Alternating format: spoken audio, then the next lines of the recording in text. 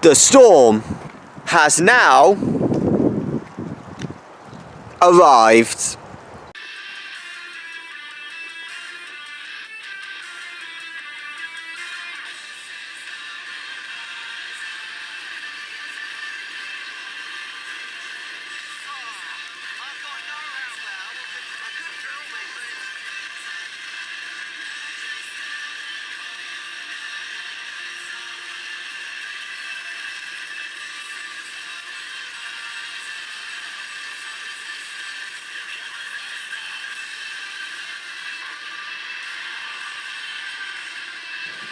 Hey guys, it's Stormboy13. Yeah, it's an indoor vlog today. I am not well. I've got a blinking headache. I've got a dressing down on. The curtains are closed. It's dark in my room just to ease off the pain. But despite that, the video's going ahead. We are now approaching episode 7 of weather vlogging, and today we're going to talk about it's weather as well, but it's something to do with semblance of Big Ben in London, like what weather conditions have damaged it.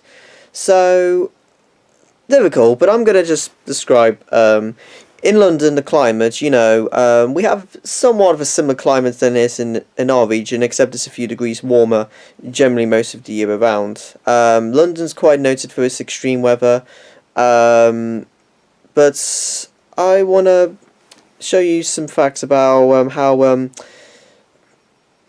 can Big Ben really get damaged by extreme weather? We're going to have a look right now. So I'm going to tell you some facts about Big Ben. Big Ben is the nickname for the Great Bell of the Clock at the north end of the Palace of Westminster in London, and is usually extended to refer to both the clock and the clock tower as well. The tower is officially known as Elizabeth Tower, renamed to celebrate the Diamond Jubilee of Elizabeth in 2012, so previously it was known simply as the Clock Tower. While completed in 1859, it was, says clockmaker Ian Westworth, the Prince of Timekeepers, the biggest, most accurate four-phase striking and chiming clock in the world. The tower had its 150th anniversary on 31st of May 2009, during which celebratory events took place. So as we know, British cultural icon, the tower is one of the most predominant symbols of the United Kingdom and is often in the establishing shot of films set in London. Next, so malfunctions, breakdowns and other interruptions in operation. Hopefully some of them will have something to do with the weather, and yes there is, I can tell that. So 1916, for 2 years during World War I, the bells were silenced and the clock faces were not illuminated at night to avoid guiding attacking German Zeppelins. Then on the 1st of September 1939, although the bells continued to ring, the clock faces were not illuminated at night through World War II to avoid guiding bomber pilots during the Blitz. I think that's another war. Then 3rd to 4th of June 1941, the clock stopped from 10:13 PM until 10:13 the following morning after a workman repairing air raid damage to the clock face dropping a hammer into the works. Then in 1914, the clock slowed by 4.5 minutes after a flock of starlings perched on the minute hand. Then on the 13th of January 1955, gosh, how do they come up with these history dates? The clock stopped at 3:24 AM due to drifts of snow, there we go, forming on the north and east dials. Small electric heaters were placed just inside these two dials, which faced the full fury of the winter's blast, and this measure has helped to reduce incidents of freezing in recent years. Then on New Year's Eve 1962, the clock slowed due to heavy snow and ice along the long hand, causing the pendulum to detach from the clockwork as it is designed to do in such circumstances. To avoid serious damage elsewhere in the mechanism, the pendulum continuing to swing freely, thus it chimed the New Year 10 minutes late. Then 30th of January 1965, the bells were silenced during a funeral of statesman and Prime Minister Winston Churchill. 5th of August 1976, the hot summer year, first and only major breakdown, the air brake speed regulator of the chiming mechanism broke from torsional, I don't know how to say that, factory, sorry if I said that wrong, after more than 100 years of use, causing the fully wound 4-ton weight to spin the winding drum as it moved and causing much damage. The great clock was shut down for a total of 26 days over 9 months. It was reactivated on 9th of May 1977. This was the longest break in operation since its construction. During this time, BBC Radio 4 broadcast a PIBS instead. Although there were minor stoppages from 1977 to 2002, when maintenance of the clock was carried out by the old firm of clockmakers Twight and Reed, these were often repaired within the permitted 2-hour downtime and were not recorded as stoppages. Prior to 1970, maintenance was carried out by the original firm of Dents, and since 2002 by parliamentary staff. 1st of April 1977, not far from my year I was born. The clock stopped 24 hours before the general election and stopped again 3 weeks later. 27th May 2005, the clock stopped at 10:07 p.m, possibly because of hot weather. Temperatures in London have reached an unseasonable 31.8 degrees Celsius. It resumed, but stopped again at 10:20 p.m. and remained still for about 90 minutes before resuming. 29th October 2005, the Manhattan Assemble stopped for about 33 hours to allow maintenance to work on the clock in its time. It was the lengthiest maintenance shutdown in 22 years.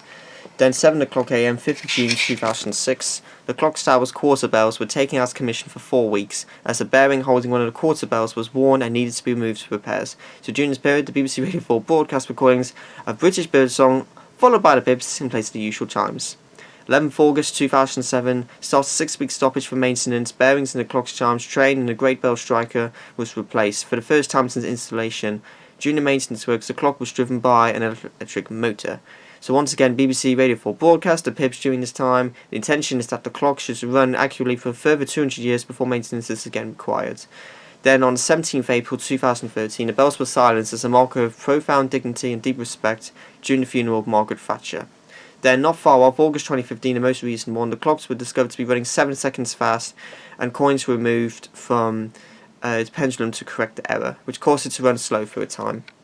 Alright, this might not have much to do with the Big Ben, but it has a little bit of facts about the Big Ben thing. So this is what happened with the 1976 heat wave. So in 1976, Britain was in the grip of a grueling heat wave that lasted 3 whole months. So Wimbledon this was back in July 2015, by the way, in case you're wondering, but it said around that time temperatures were a degree hotter than 1976 record. Incredible. It said, but in 1976, 400 people were treated in a single day for sun exposure. Big Ben also suffered its first and still only major breakdown in its lifetime. So the highest temperatures ever recorded at the Wimbledon Championship. Spectators suffering heat stroke, ball boys fainting, players writing, Southwest London hotter than Honolulu, which is in Hawaii.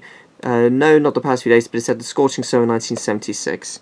But anyways, for those that Wimbledon headlines almost 4 decades ago, during a heat wave that knocked the July sweltering conditions of the past few days into, if not a cooked at, then certainly make a makeshift sombrio. At the All England's club last Wednesday, the mercury reached 35.7 Celsius. The meteorologist told us excitedly, eclipsed the previous record of 34.6 Celsius set in 1976. Okay, random image. So this was just beaches stuff.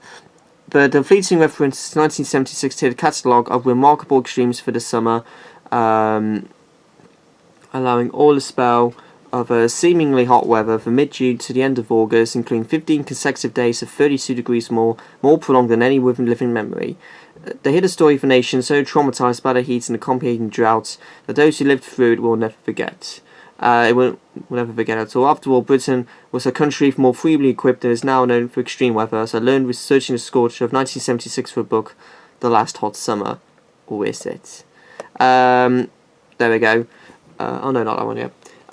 We knew much less than we do today about the need to protect the skin and to stay hydrated. Wimbledon alone, while Sweden's so-called Iceman, Bornsborg was powering towards the first of 5 consecutive men's singles title. 400 people in a single day were treated for exposure to the sun. Extraordinary heat in London.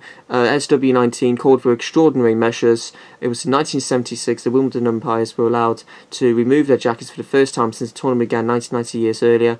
A few days later, the same unprecedented interlude was also granted to Stuart and Henry. Royal regretter, though, were not permitted to remove their ties. At House of Commons, by contrast, there were no slackening of title rulers, but bar staff were ordered to keep their green jackets on and promptly walked out in protest. Tells me no, 1976. There we go.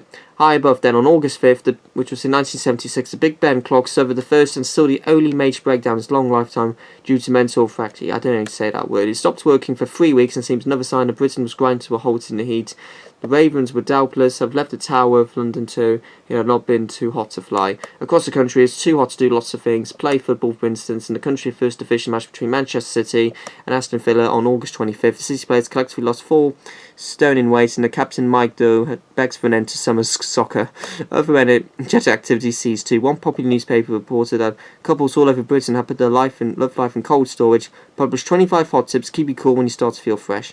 It's tips on how to make love and heat, okay, including pass an ice cube from mouth to mouth during intercourse, and afterwards sprinkle some scent on a large paper fan and wait the fragrance for what the Alright, we'll stop there. That's just a bit of inappropriate stuff. Okay, but generally, yes. 1976, Big Ben was halted by that heat wave, probably because of the way the Big Ben handles weren't working properly.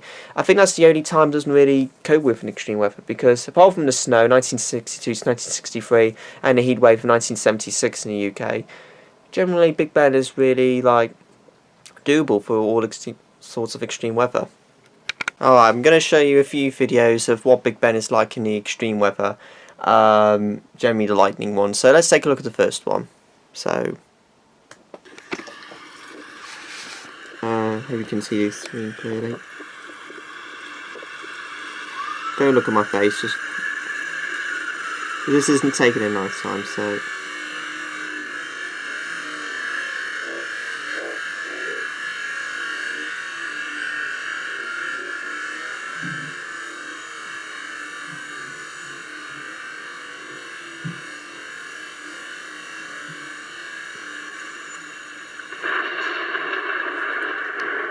Alright, I thought I missed the lightning then, but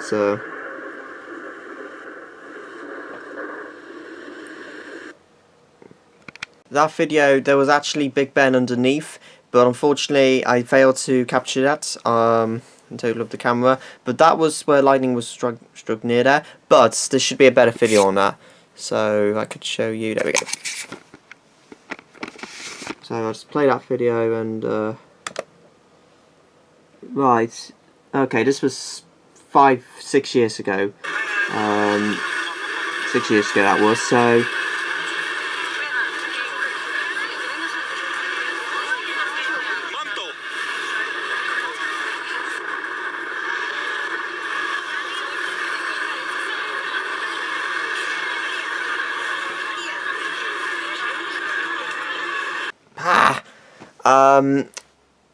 To get a video of lightning striking overhead Big Ben is actually not easy to find. So instead, as well as lightning, what could it be like in snow? So let's see that focuses on Big Ben. There we go. So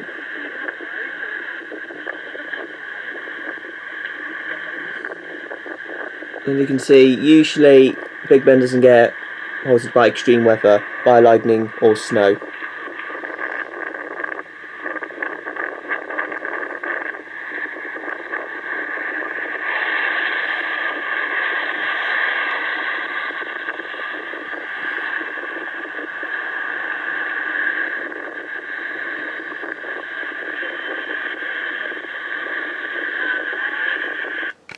Alright, that will do. Alright, that's the best videos I could find. Bit of facts about Big Ben as well. So, hope you didn't find it too boring. That's about it for this one. As I said, sorry I haven't been out much this one, but I'm obviously not feeling too well. Hopefully I might be able to get outdoors tomorrow. There's another video coming tomorrow, and again it's weather vlogging, and it's kind of like the same landmark, but this time it's resemblance of the Eiffel Tower. So that will be on episode 8.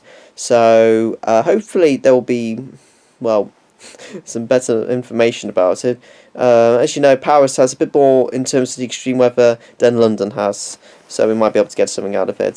So it didn't disappoint you too much, but thanks for watching, guys. Like, comment, subscribe.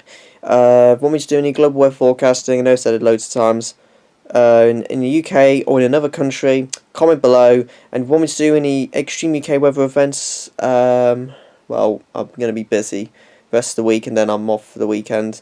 So actually, probably save it for next week. Alright, there will be a couple more to come until Friday, so I'll try and get these uploaded before then. Thanks for watching. Like, comment, subscribe. The storm is now out.